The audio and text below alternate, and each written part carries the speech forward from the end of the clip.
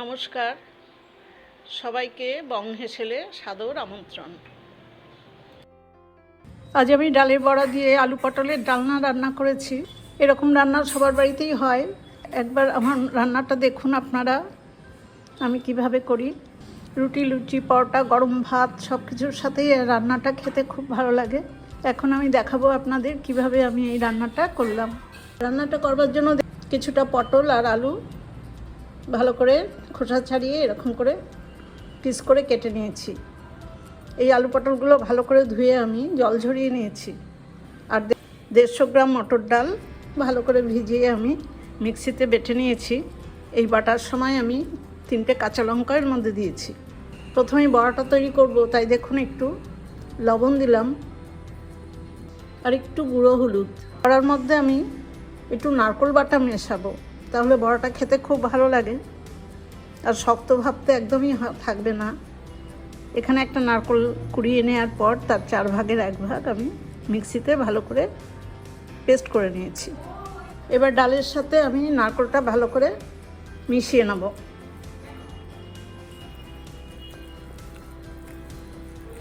প্রথমেই আমি বড়া তৈরি করে নেব।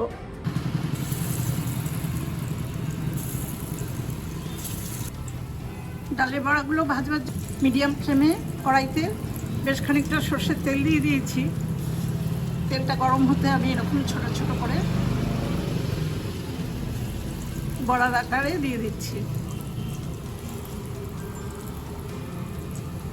একদম ছোটও না বড়ও না,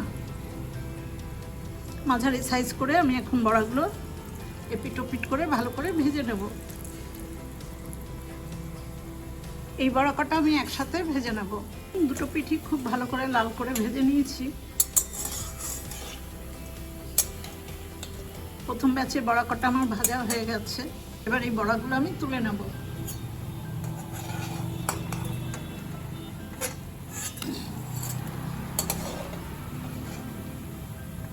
বড়া তুলে নেওয়ার পর বাকি তেলে আমি আরেকটু সর্ষের তেল দিয়ে দিলাম। এবার আমার যেই ডাল বাটাটুকু রয়েছে সেগুলো একইভাবে বড়াগুলো আমি ভেজে নেব। মিডিয়াম ফ্লেমে বড়া ভাজাগুলো সমস্ত ভেজে তুলে নিয়ে আমি আবার 2 চামচ সরষের তেল দিয়েছি। এবার পটলগুলো দিয়ে দিলাম। পটলগুলো আমি ভেজে নেব। পটল ভাজার মধ্যে আমি 1/4 চামচ লবণ দিয়ে দিলাম।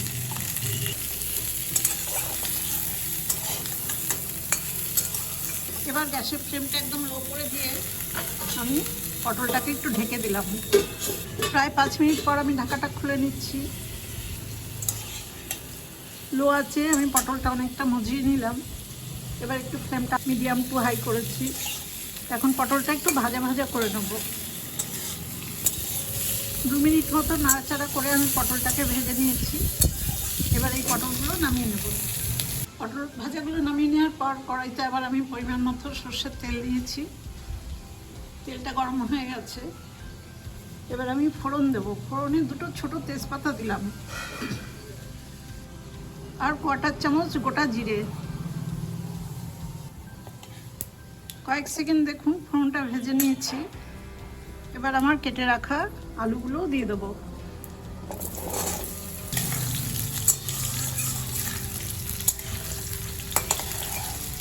আলুতে দেখুন পরিমাণ মতো লবণ দিলাম। এখানে 1/2 চামচ লবণ আছে।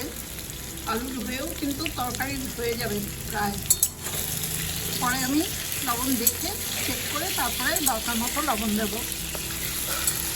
লবণের সাথে আলুটা খুব ভালো করে ভেজে নেব, কিন্তু আমি আলুগুলো কিছুক্ষণের জন্য ঢেকে রাখবো। এই ঢেকে ঢেকে ভাজলে কিন্তু খুব তাড়াতাড়ি আলুটা নরম হবে। 2 মিনিট পরেই আমি ঢাকাটা খুলে নিলাম। দেখুন আলুটা অনেকটাই মজে গেছে। আলু ঢেকে রাখার সময় কিন্তু আমি আঁচটা একদমই লো করে দিয়েছিলাম। এখন আমি আঁচটা গ্যাসের ফ্লেমটা মিডিয়াম করে দিচ্ছি। আলুগুলো খুব ভালো করে দেখুন ভেজে নিয়েছি। এবার এই আলুর মধ্যেই আমি মশলা দেব। 1 চামচ ভেজানো গুঁড়ো হলুদ আর 2 চামচ বাটা মশলা। বাটা মশলা মানে শুকনো লঙ্কা, গোটা জিরে আর আদা। এটা পরিমাণ মতো আন্দাজ মতোই বেটে দিতে হবে। আমার এখানে 4টে লঙ্কা আছে, আমার তরকারির পরিমাণটা অনেকটাই বেশি। 1 ইঞ্চি পরিমাণ আদা আছে আর 1 চামচ গোটা জিরে। এগুলো সব একসাথে বেটে নিয়েছি। আর গুঁড়ো হলুদটা আমি জলে ডুবিয়ে ভিজিয়ে নিয়েছিলাম। মিডিয়াম ফ্লেমে দেখুন মশলাগুলো আলুর সাথে খুব ভালো করে ভেজে নিয়েছি। এবার একটা বড় সাইজের টমেটো গ্রেট করে রেখেছি, সেই টমেটো বাটাটাও দিয়ে দিলাম।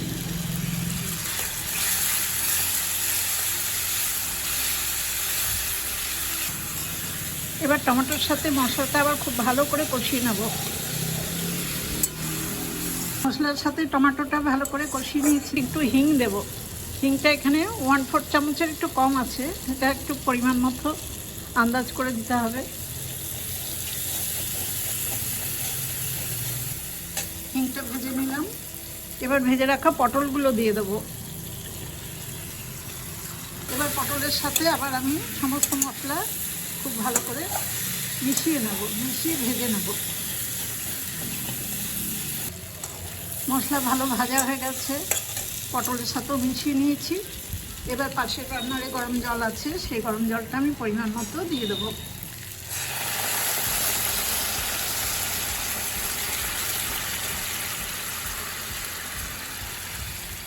জলটা একটু বুঝে পরিমাণটা দিতে হবে, কারণ বড়া দেবো যেহেতু, বড়া কিন্তু অনেকটা জল টেনে নেয়। এবার একদম লো টু মিডিয়াম আছে আমি এই আলু পটলটা একটু সেদ্ধ করে নেব।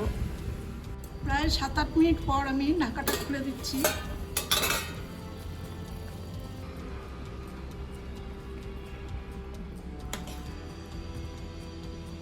আলু পটল দেখুন সব সেদ্ধ হয়ে গেছে। এবার আমার ভেজে রাখা বড়াগুলো সব দিয়ে দেবো।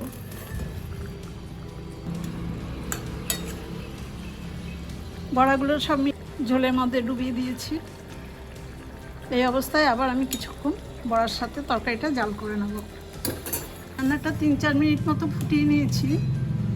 দেখুন বড়াগুলো সব ঝোল টেনেছে বা সফট হয়ে গেছে। এবার 1 চামচ গরম মশলা বাটা আমি একটু জলে গুলের মধ্যে দিয়ে দেবো।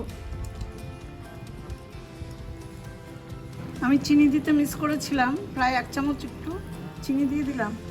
নিরামিষ তরকারি, কিন্তু এর পরে দিলেও অসুবিধা নেই, গরমের চিনিটা গলে যাবে।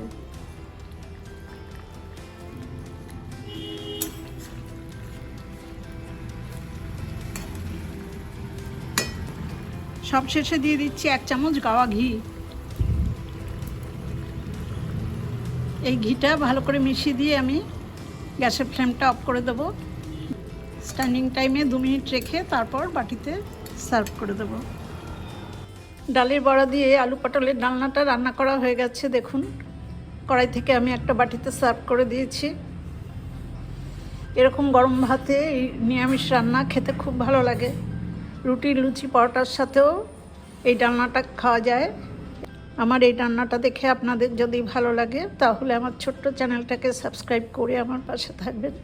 বেল আইকনটাও প্রেস করে দেবেন, লাইক করবেন, শেয়ার করবেন আর কমেন্টস করে জানাবেন কেমন হলো। সবাই খুব ভালো থাকবেন, সুস্থ থাকবেন। ধন্যবাদ।